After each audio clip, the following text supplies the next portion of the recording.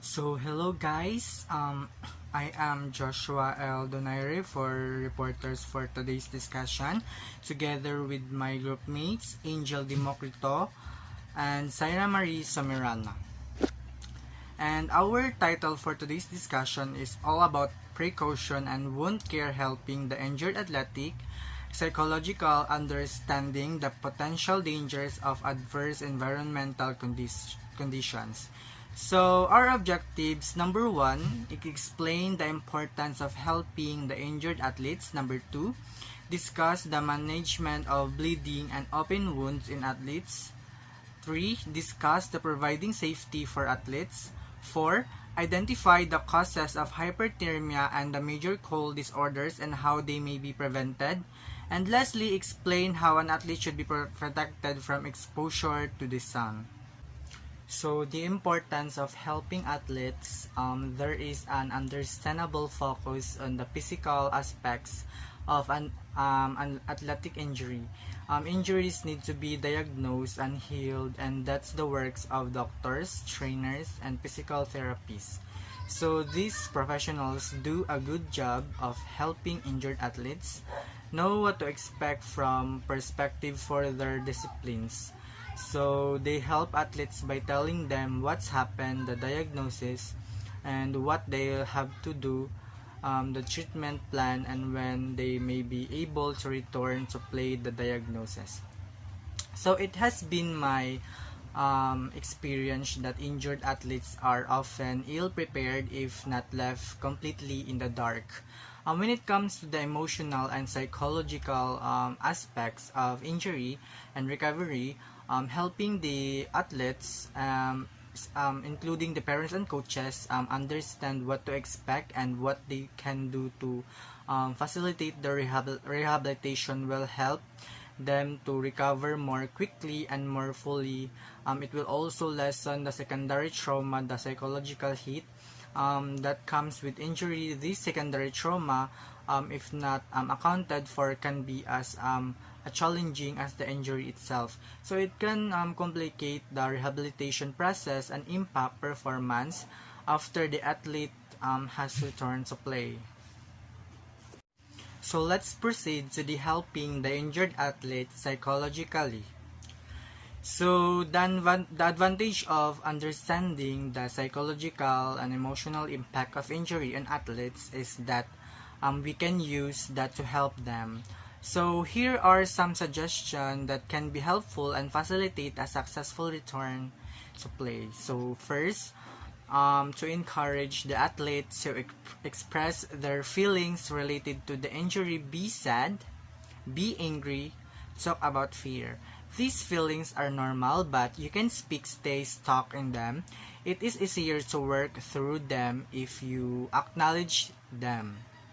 So next is to encourage the athlete to be realistic, failing to accept the injury or insisting that it isn't as bad as though maybe seem brave, but it is actually an obstacle in the recovery process and can lead to additional injury. So lastly is to encourage the athlete to refocus, determine what the course of action will be, and set specific and realistic goals. Remain focused in the present, on the things that are within their control. Encourage the athlete to maintain a positive attitude. PMA isn't a sports cliche, it is a scientifically proven variable that can speed recovery and minimize physical pain. Getting down or frustrated will happen, but do not get stuck in negativity. Encourage the athlete to continue to like an athlete. Attack your recovery like you've attacked and defeated numerous challenges over the course of your athletic career. Set an outcome goal. Return to play. Identify process goals, what you need to do, and get after it. You're still an athlete. Encourage the athlete to continue to act like an athlete. Practice your sports. That's right. Practice your sports. If you can't run but can still shoot free throws, shoot free throws. If arms trouble has you shut down, you can still think about what pitch you would throw each hitter. Mental imagery is another way to see yourself executing skills, physical, strong, and pain-free in your mind's eye. So let's proceed the role of the coach. So it is an obvious statement to say a coach plays an important role in the lives of their athletes. Not only does he or she and their staff prepare the athlete to compete, but they also play a very important role emotionally in the athlete's life. So they are the head of their athletic family and are looked to for guidance, inspiration, and a healthy sense of self-worth with good coaches. So these things occur organically within the context of their practices and interaction. Athletes need healthy relationships with their coach to maximize their potential. So a coach who understands, we all know that this can do some simple things to keep his her or athlete feeling like a vital part of the team.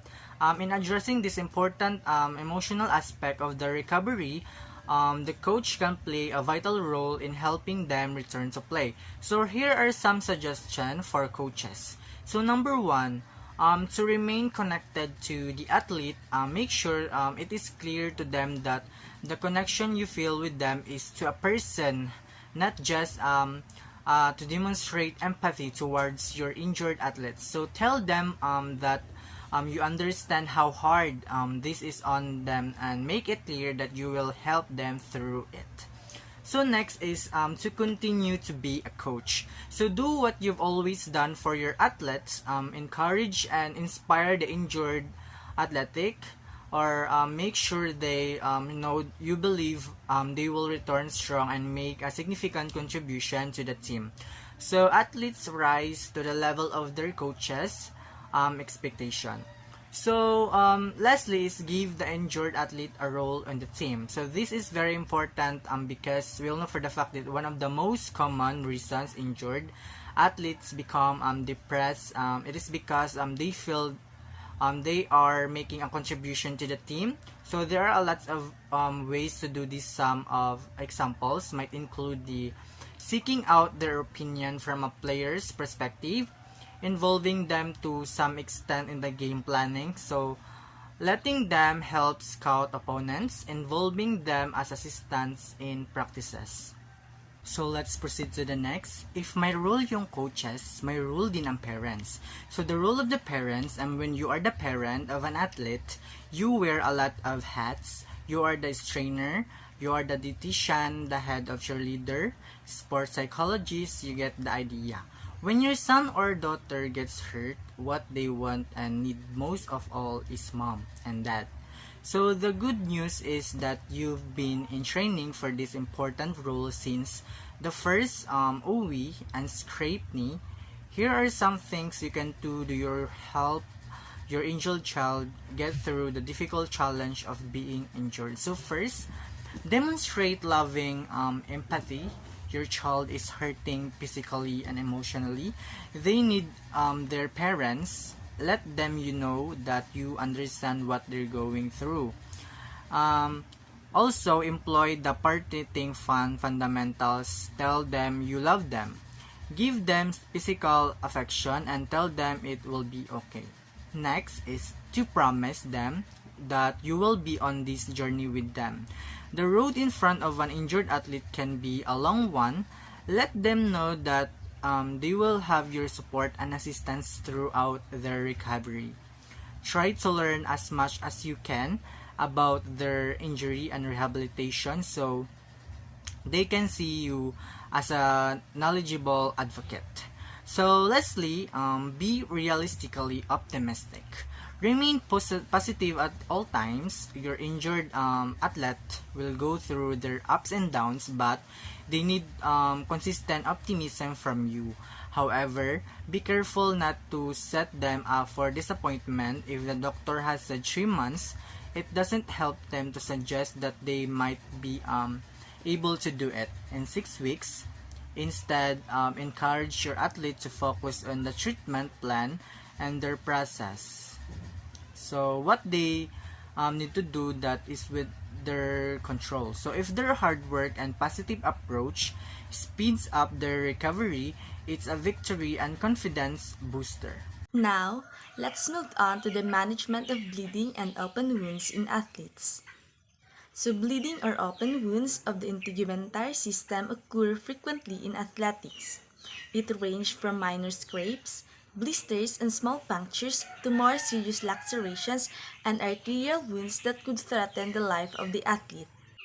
Integumentary wounds and subsequent bleeding can occur in many sports, and assessment and care of such trauma is an essential skill. So, the sports physical therapist must be prepared to manage any wound that would occur.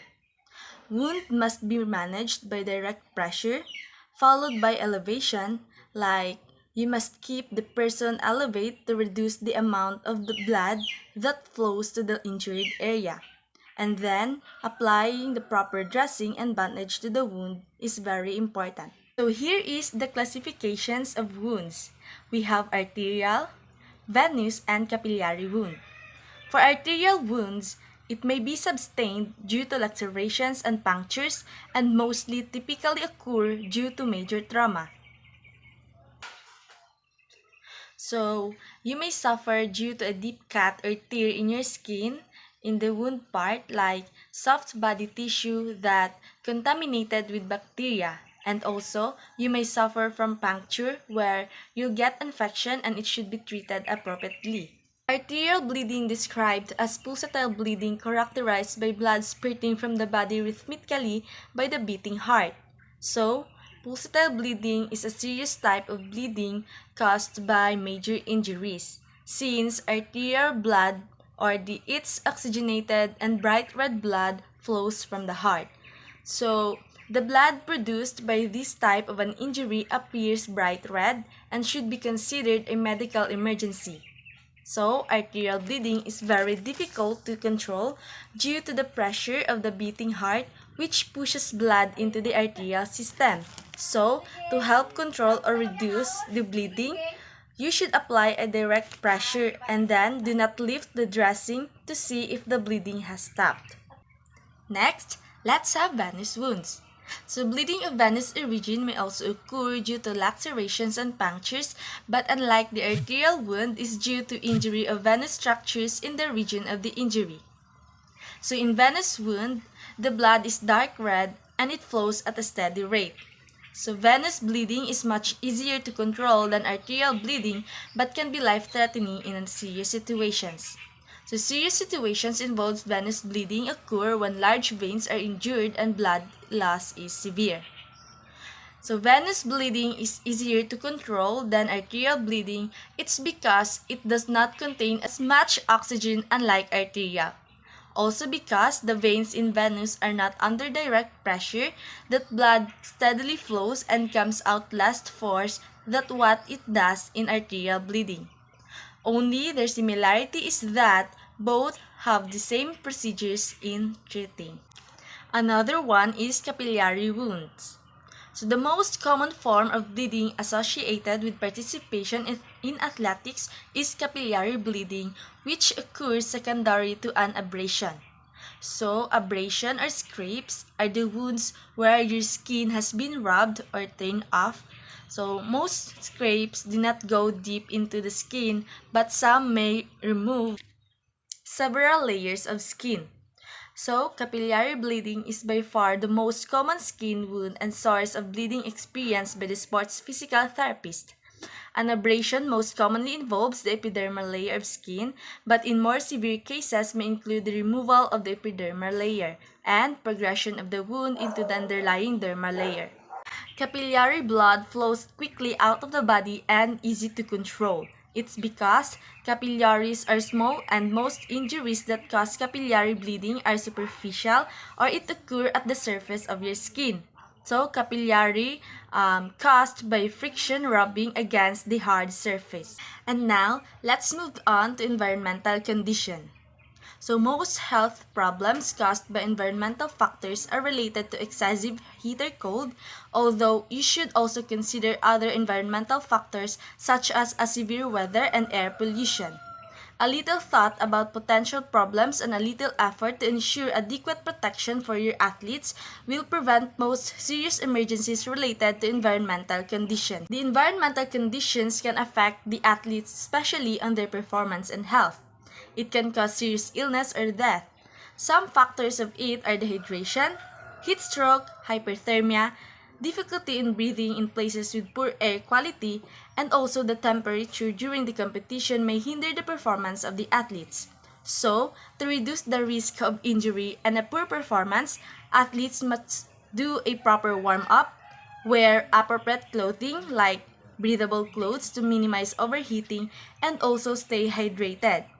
Athletes must not forget to drink lots of water. And lastly, athletes should be prepared to adjust in the environment that possibly change. First is the heat. On hot, humid days, the body has difficulty cooling itself because the air is already saturated with water vapor or humidity. Sweat doesn't evaporate to as easily. Therefore, body sweat is a less effective cooling agent and the body retains extra heat. Hot, humid environments put athletes at risk of heat exhaustion and heat stroke. And if you think it's hot or humid, it's worse for the kids not only because they're more active, but also because kids younger than 12 have more difficulty regulating their body temperatures than adults do. To provide for athletes' safety, in hotter humid conditions, take the following preventive measures. If you plan to exercise while it's hot outside, limit outdoor activity, especially during the middle of the day when the sun is hottest. Wear a reapply sunscreen as indicated on the package. Schedule workouts and practices earlier or later in the day when the temperature is cooler. Next is the cold.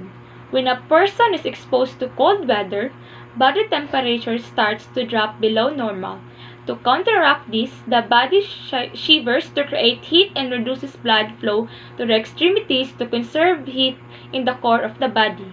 But no matter how effective the body's natural heating mechanism is, the body will better withstand cold temperature if it is prepared to handle them. To reduce the risk of cold-related illnesses, make sure athletes wear appropriate protective clothing and keep them active to maintain body heat subheading.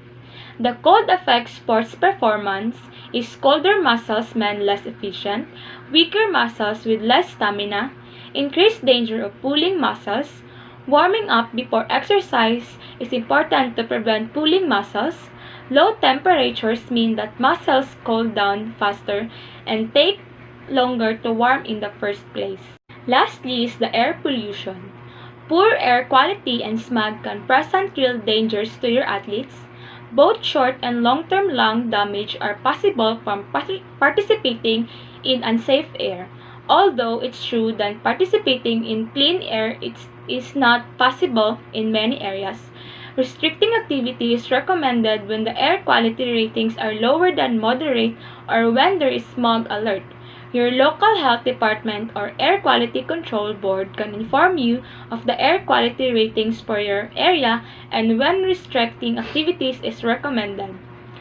Athletes subjected to air pollution may suffer from inflamed airways and diminished pulmonary capacity with resulting respiratory ailments such as coughing, wheezing, and shortness of breath.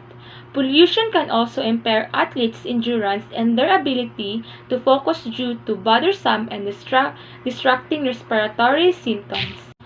Understanding the potential dangers of adverse environmental conditions. One of the primary responsibility of the coach or any other fitness professionals in preventing injuries is to make certain that the practice and playing environment is as safe as it can possibly be. Certainly no one has control over the weather. However, the potential dangers of having athletes engage in practices or competition with adverse weather or environmental conditions exist cannot be ignored. Ignoring or minimizing the potential threat to the health and well-being of athletes who are forced to practice or complete other adverse environmental condition can have serious legal consequence should a situation arise that result in injury to an athlete. These adverse environmental conditions that tend to pose the greatest potential for injury in the athletic population are hot, humid, sunny conditions that cause hyperthermia, cold and windy conditions that cause hypothermia, overexposure to the sun, and lightning and thunderstorms. The ability of an athlete to overcome environmental conditions is closely tied to the training concept of acclimatization, which requires a focused training approach concerning a specific condition that an athlete expects to face in an upcoming competition or event. Environmental conditions involve one or more different circumstances as a condition to be faced in regular training or as an anticipated condition that will be encountered at a future time. Hyperthermia, an ever-present concern of practicing or competing in hot, humid environment, is the problem of hyperthermia. Hyperthermia refers to an increase in the body temperature. In recent years, particularly among football players and wrestlers, a number of deaths have been caused by hyperthermia. It is vitally important to understand when environmental heat and humidity are at dangerous level and to act accordingly. Remember that an individual does not have to be in the south experience heat-related illnesses. Heat and humidity occur in every geographic region of the United States, and anyone who supervises athletes that practice and compete in these environmental conditions must be able to recognize the clinical signs of heat stress and manage them properly. Heat stress. Regardless of the level of physical conditioning or age, extreme caution must be taken when exercising, particularly in hot, humid weather. 21. Prolonged exposure to extreme heat can result in heat illness. Heat stress is certainly preventable, but each year many athletes suffer illness and occasionally death from some heat-related cause. 35. Athletes who exercise in hot, humid environments are particularly vulnerable to heat stress. Some athletes have medical conditions such as sickle cell trait that make them more susceptible to the dangers of exercising in hot, humid conditions. Thus, the physiological processes in the body. Heat stress includes a series of conditions where the body is under stress from overheating. Heat-related illnesses include heat cramps, heat exhaustion, heat rash, or heat stroke, each with its own symptoms and treatments. Symptoms can range from profuse sweating to dizziness, cessation of sweating, and collapse. So in conclusion, when an athlete gets hurt, we tend to think about the injury and the athlete from a physical perspective. What did they hurt? How will they treat it? How long will the rehab take? So, by helping athletes, coaches and parents must understand what to expect and what they can do from a psychological and emotional perspective. We can give the injured athletes some additional tools that will help them accomplish their goal of returning to the sport they love physically and mentally strong. We can prevent wound by being careful enough and be responsible to our acts and movements. And if wounds occur, we can prevent it from infections and severe problems like washing the wound right away, applying medicine or antibiotic ointment. Next is to cover wounds with bandage and appropriate dressing and keeping the wound clean and dry and so on. So, when it comes to the environmental conditions, we are not in control of it. But one important factor that could help you mitigate poor performance is being able to adjust and adapt new environment and the conditions. Having a proper plan to anticipate environmental conditions will not hinder your performance, or having an understanding on how environment could affect your performance helps you to compete at your very best. That's all. Thank you.